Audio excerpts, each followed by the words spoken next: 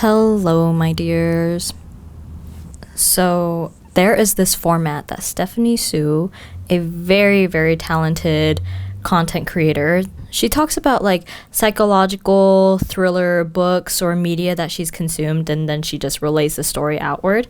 I ate it up. I loved it so much. And I would say before I even attempt this format, check out her stuff. She has such a better storytelling capacity, I think, than I do. Like, I don't understand how her memory holds that much information. Every single page of a book, she'll tell it to you, detail for detail. I will be trying my best. I will probably have many flaws, but yeah, today I want to talk about a book that is titled Behind Closed Doors. It is by B.A. Paris, and I found this book in the middle of the street. It looked interesting. How I choose my books is that I flip it to a random page, and if I like how it's written within that page I just surprised myself with, then I take it.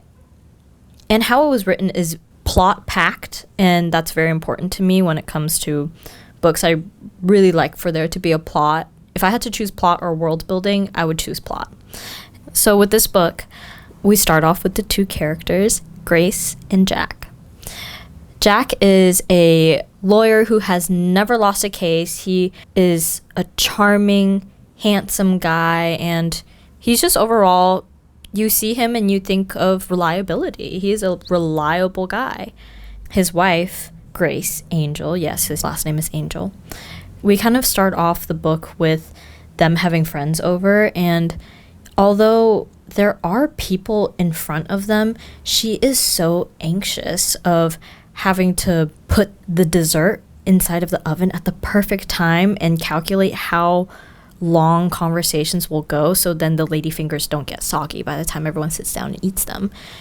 And it's not because she herself is a perfectionist, but she is talking about how she can constantly feel Jack's eyes on her, and he never leaves her alone. He's always around the room. Yeah, so I'm thinking, okay, well, she's around her friends. She's in her own home. Past all the anxiety, she finally lays out the dinner, lays out the dessert, and everybody is raving about how beautiful the house is. One of the friends that is visiting is named Esther, I believe. And with the other friend, let's call her Jenny. Jenny is such a suck up. She's like, oh, isn't their house so beautiful? Like, I wish I could just die in here. And Esther is more thought-provoking. She is more introspective as to understand the life that Grace lives. And she said, so Grace, do you have a job? Grace said, no, I quit my job when I got married to Jack. And she's like, oh, why did you do that? Like, did you hate your job? She's like, no, I actually loved it. I just spent my time traveling around, and I just quit it because I wanted to be a really good wife to Jack. I wanted to tend to the house.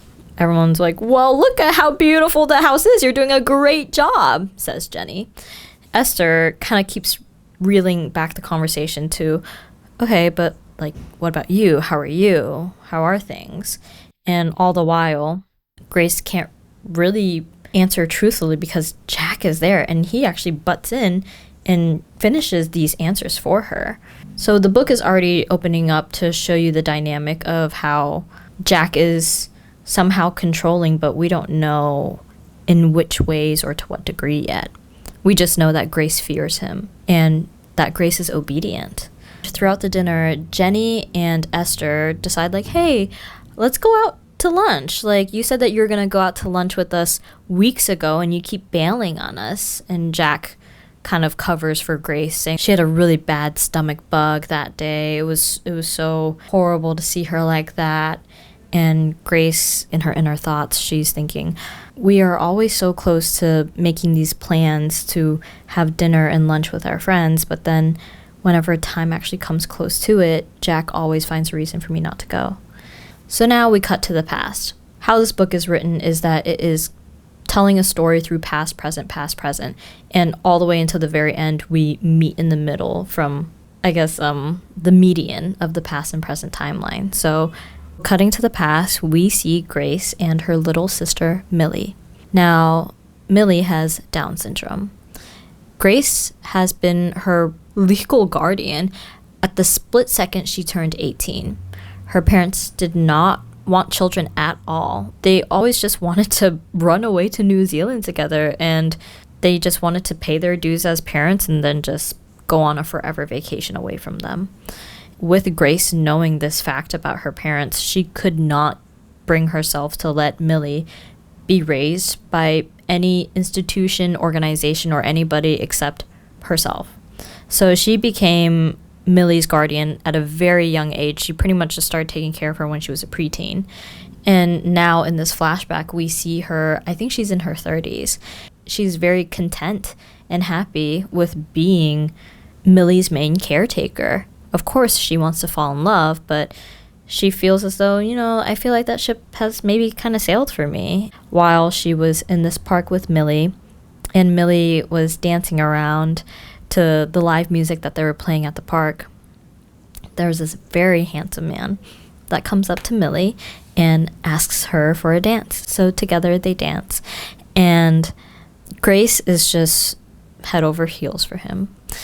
Everyone has always seen Millie as a obstacle when it came to dating Grace, and instantly with Jack, he just knew what Millie meant to Grace, and he respected it. He honored it too, and he never really wanted to make Grace feel like she ever had to choose him or her. He was always letting her know, hey, I choose Millie with you too. So she fell in love with him. She fell in love with him fast. Like, he is this older lawyer where he started showing interest in her, and she had the inner thought of, oh gosh, like, this is probably the part where he tells me he has a wife and children. But he never does, and if anything, he starts falling in love with her back.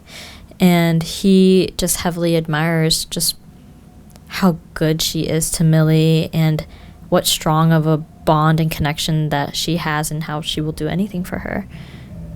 So with this love and respect that they have going on for each other, in the middle of a bar while they are just hanging out, talking, kind of getting a little drunk, he says, how about, like, you marry me? And she's like, okay, you have to be kidding me. He's like, no, how about you marry me? Like, he takes a napkin and he says, go ahead, draw your dream house. Like, don't play with me, and I really, really like you. Do not play with me. He says, go ahead, draw your dream house. So on the back of a napkin, they draw up their dream house, and he says, right after our honeymoon, I will take you to this house, brand new, built just for us. And we can even have a room for Millie too. So she's like, okay, this lawyer man got me. And I note that he is a lawyer to protect women from domestic abusive husbands. So they get married. Grace and Jack have a wedding where Millie is the maid of honor. Her parents are there, and they're at the courthouse going up the stairs to get officially married.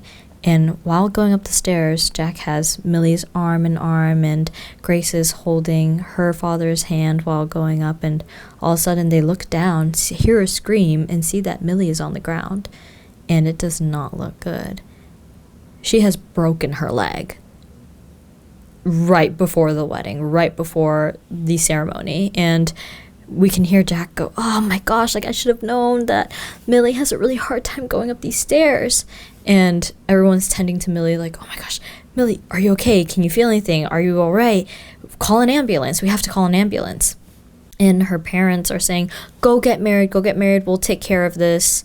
Grace is like, I don't really want to do that right now. My best friend / best sister has just broken her leg. And her parents are like, Millie would have wanted you to go on with the celebration and the ceremony.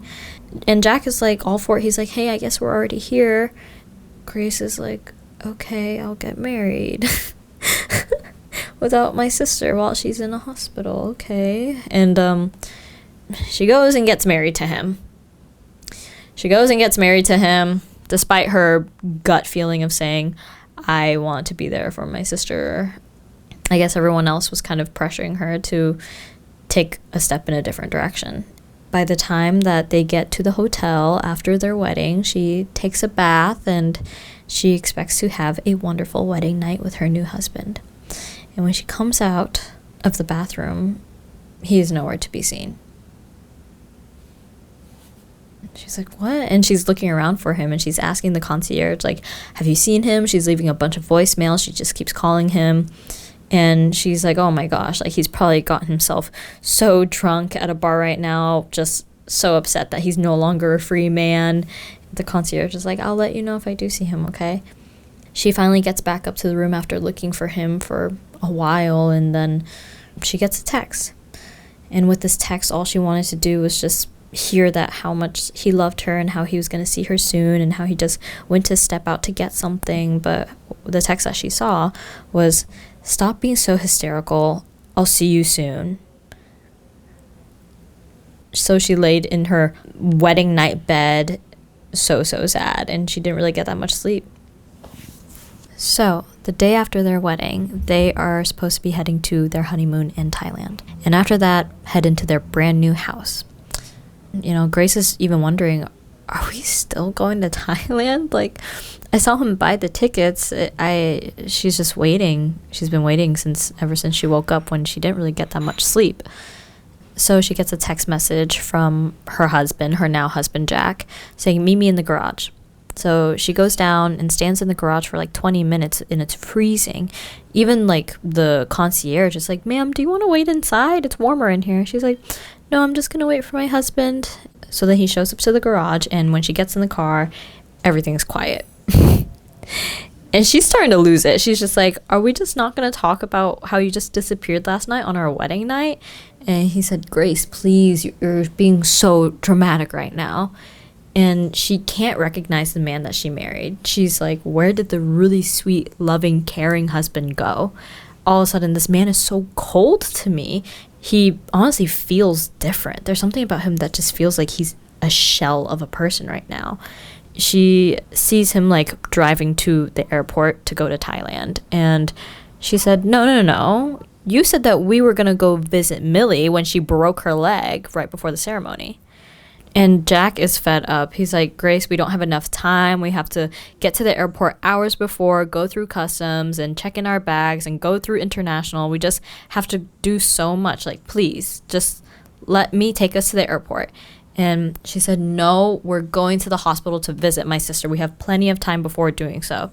Jack is getting really, really fussy. Both of them are getting fussy. But Jack is going to say, okay, is it going to be me or Millie? And never in her life did she ever think that she had to choose between her partner and Millie. Like, she just truly thought that Jack knew what he was signing up for when he knew that she was Millie's guardian and older sister. So with the mixture of them not having had the best wedding night, Jack's words are getting to her. He's like, Millie will be there by the time we're back. She'll be healthier and y'all can actually hang out when you come back. So with hope to start off her marriage on a very good foot, she decides, fine, let's go to Thailand. Let's just go to our honeymoon and get on with loving each other. So while she is asleep on the plane, Grace is just so tired because she didn't get enough sleep last night waiting for Angel to show up. While she's sleeping on her husband's shoulder, he says, here, come here, like, let me hold your passport, let me hold your things. And she's like, okay, will you wake me up whenever they're serving dinner? And he's like, yeah, of course. She wakes up and dinner has been long served. She's like, what the heck? I thought you were gonna wake me up. He was like, well, I didn't want to wake you. She said, I told you to. He said, relax. I'll just get a flight attendant to get you a snack. She just, doesn't feel heard, but she's like, okay, what can I do? At least I'm kind of getting food now. And when they land, the car pulls up to a beautiful hotel, a gorgeous, gorgeous 5-star hotel. And she is in awe. The car rolls up like a couple more meters, and it is like a not bad looking hotel, but it is still nice. So they check in and they get into their room, and when Jack closes the door behind them, he says, you really should have chosen Millie. Okay, guys, I have to leave it off at that. I'm so sorry. There's been so much background noise, and I am distracted in telling the story. I'll learn better for next time when I talk to y'all. But yeah, I have to go exercise. Yeah, I'm gonna go exercise, and I hope you like my new glasses. I have submitted that I need visual aid. So I'll see y'all very soon, and on to the next chapter of Behind Closed Doors.